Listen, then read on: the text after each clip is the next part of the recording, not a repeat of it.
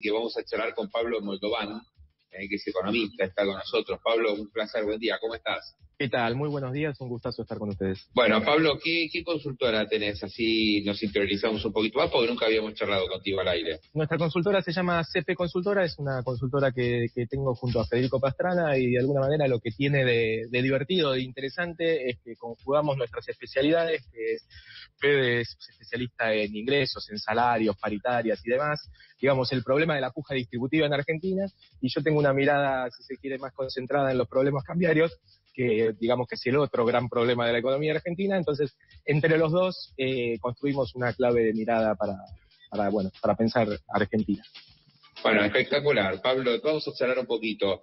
¿Qué digamos, contexto le das vos a las últimas decisiones que ha tomado el gobierno y por qué te mostraste de alguna forma preocupado o alerta ante las decisiones que se han tomado? A ver, ordenando esto y tratando de arrancar esto desde el principio, poniendo contexto, uno lo que ve es que Argentina venía con un esquema económico que le había sido muy potente y muy efectivo para bajar la inflación a partir del ancla cambiario, ¿no? Esto es, de alguna manera, lo que tenemos desde hace algunos largos meses, y este es un esquema que entra en crisis fundamentalmente entre mediados y principios de marzo. Alguien puede decir que arrancó antes, yo creo que eso ya forma parte igual más de la discusión del pasado que del presente. Lo cierto es que el agotamiento de ese esquema obliga al gobierno a ir a un acuerdo con el Fondo Monetario, que trae siempre, generalmente asociado, un ajuste externo, digamos una devaluación, que es un poco lo que estamos todos analizando y mirando esta primera semana. En ese contexto, uno lo que ve es que el gobierno, de alguna manera, con la devaluación, se ve forzado a abandonar o a relegar por algún tiempo lo que era su caballito de batalla, su bandera, su eje estructurante, tanto para la política como para la economía, que es la desinflación, en el medio de un año electoral, ¿sí?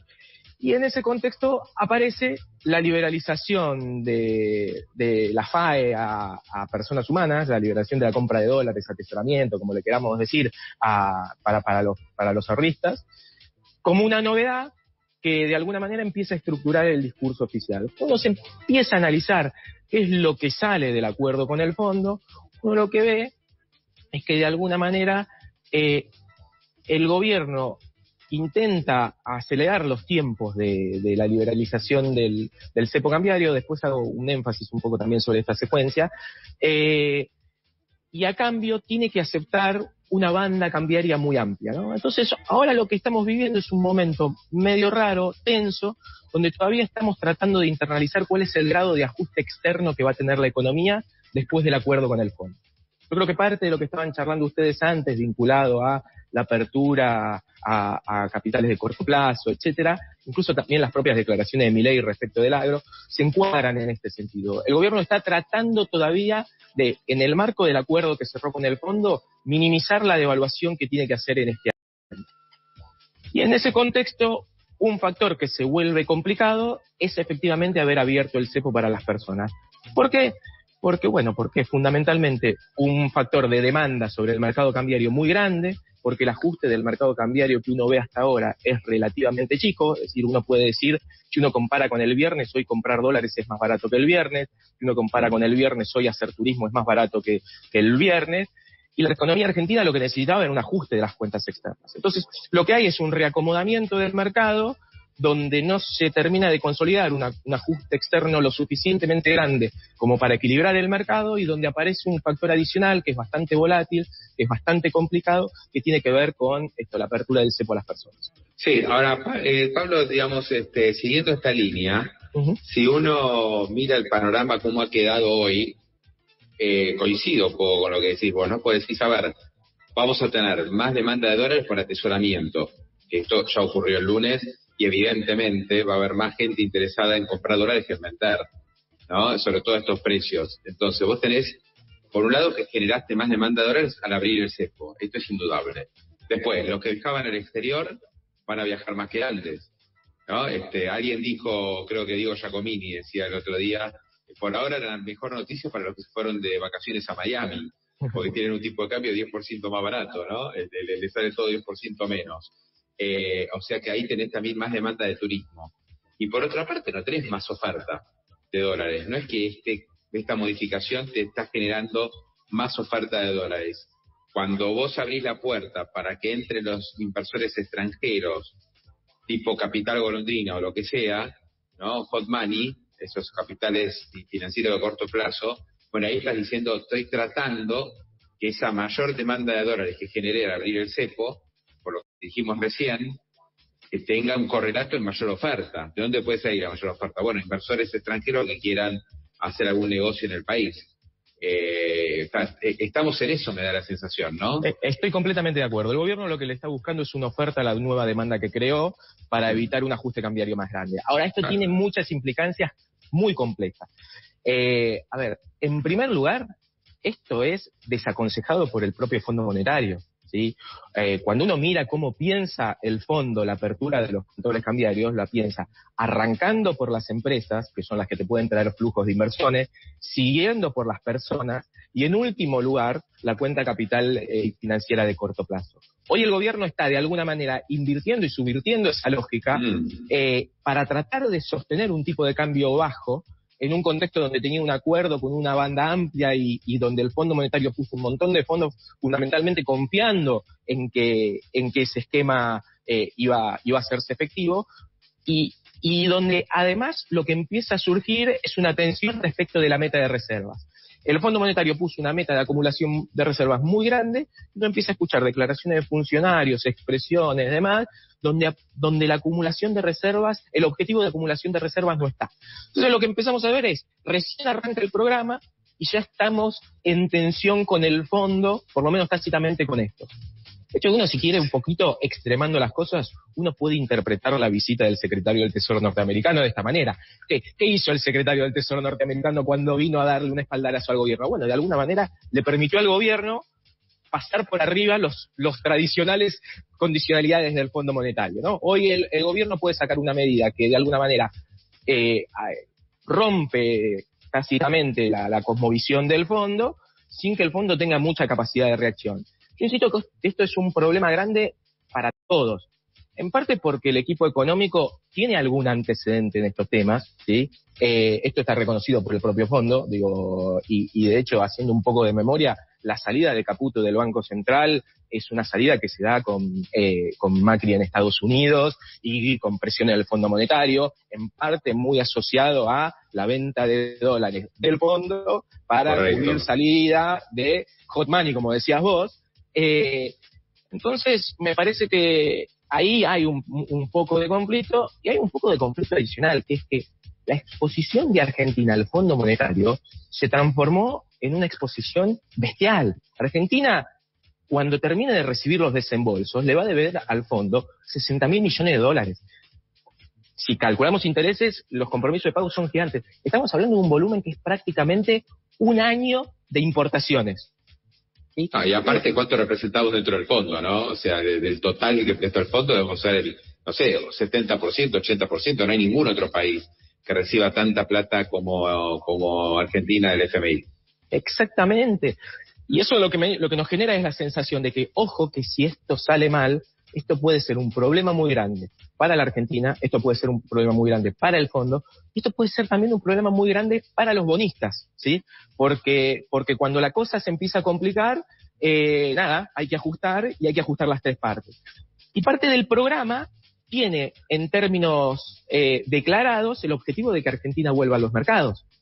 Entonces, estas tensiones que empiezan a aparecer, de alguna manera pueden empezar a poner ruido sobre ese objetivo, que era el objetivo que uno cuando leía el staff report es, bueno, el gobierno lo que quiere es bancarse el ajuste externo ahora, llegar a enero, abrir los mercados y en ese momento recuperar el objetivo de desinflación, bajando exposición al fondo y resolviendo el problema de la deuda. Bueno, no, todas estas tensiones de tratar de minimizar el ajuste externo en el año electoral me parece que pueden empiojar bastante esa situación. Estamos hablando con el economista Pablo Moldován, muy interesante la charla, porque estamos planteando de una manera profesional algunas cuestiones que por ahí no nos cierran del todo, porque yo también lo convoco a Pablo porque entiendo que muchas de las cosas que él planteó en redes, por lo menos en las últimas horas, me parecieron muy atinadas, ¿no? Por lo menos para decir, che, ojo que esto no es la final, no ganamos la final del Mundial. Viste, ayer Fantino le preguntaba a Milei, Pablo, si se sentía Scaloni.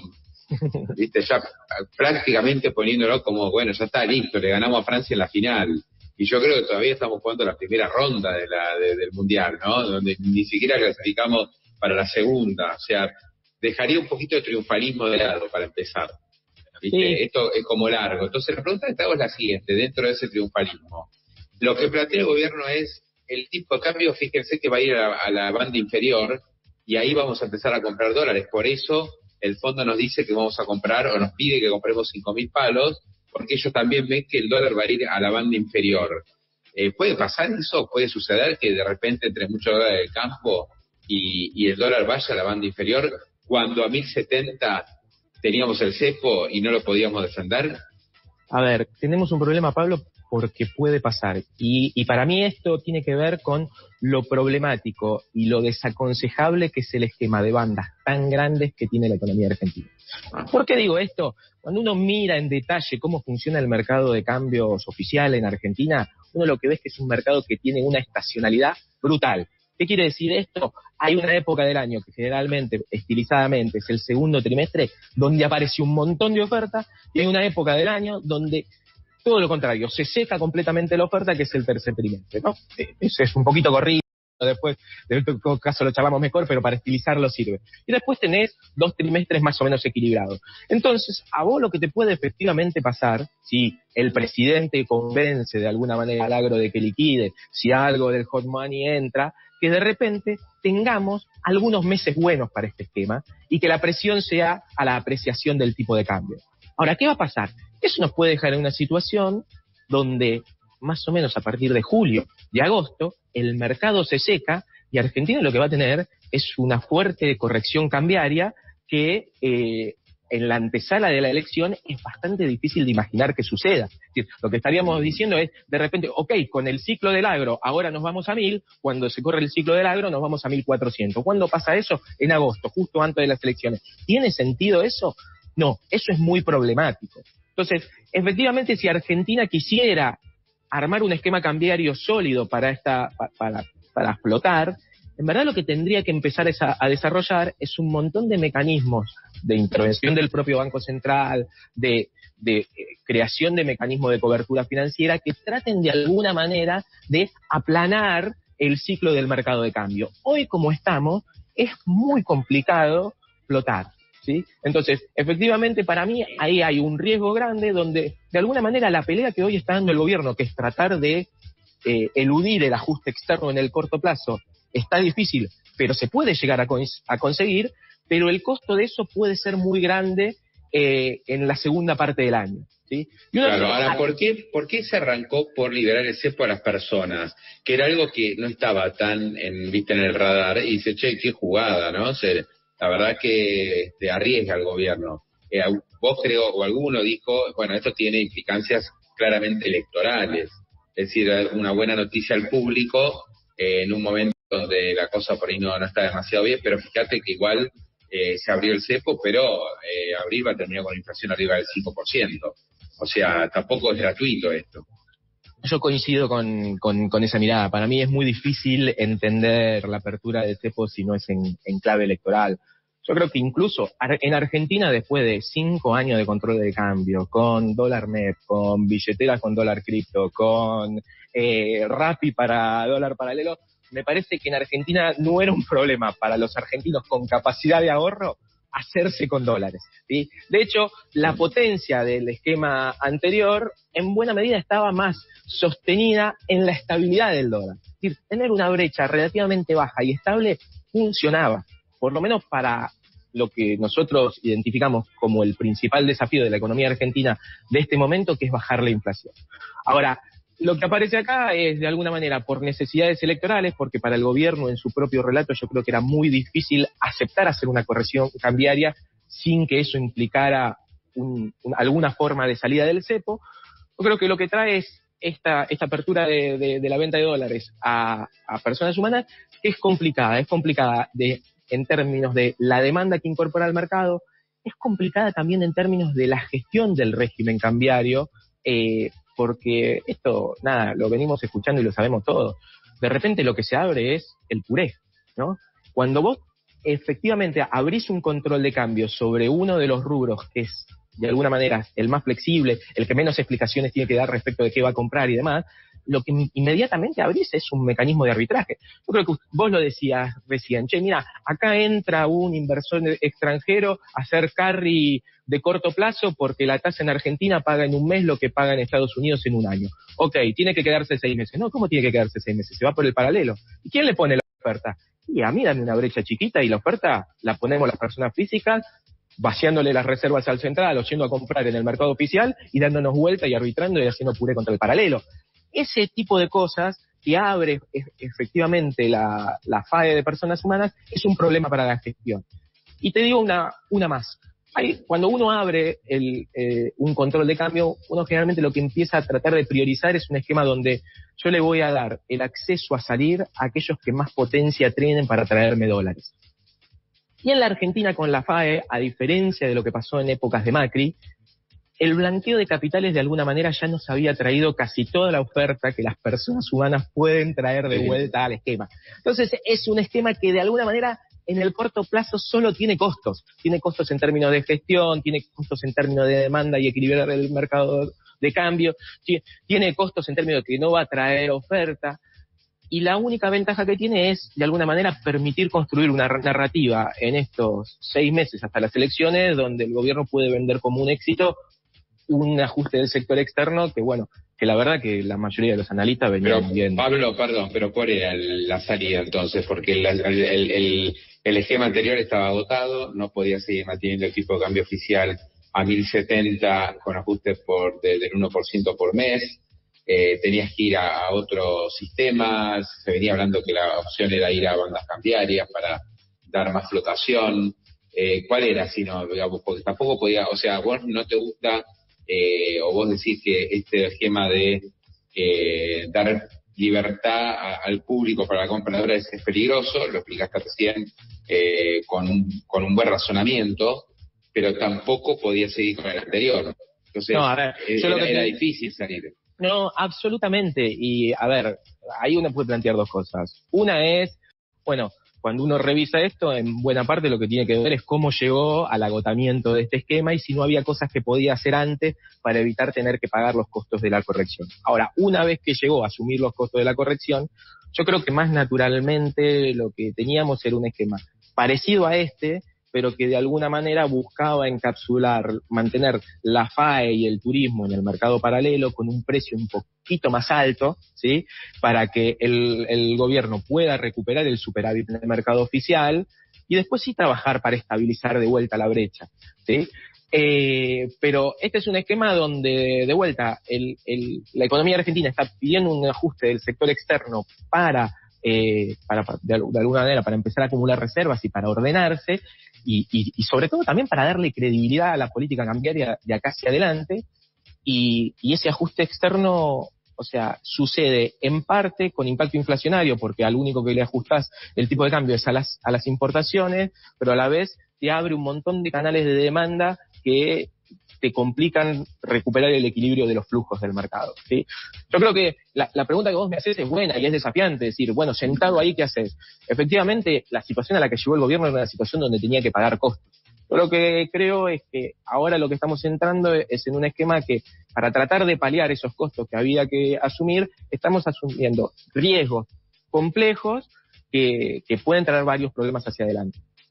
Pablo Moldova, muy interesante, gracias por haber charlado con nosotros hoy y bueno, otro día te vamos a volver a convocar porque esto obviamente es un partido, un torneo que tiene muchas fechas por delante todavía, así que seguro que va a haber otras oportunidades. Un abrazo, gracias. Abrazo grande, muchas gracias y un gustazo estar con ustedes. Hasta luego. Bueno, ahí estaba Pablo Moldova.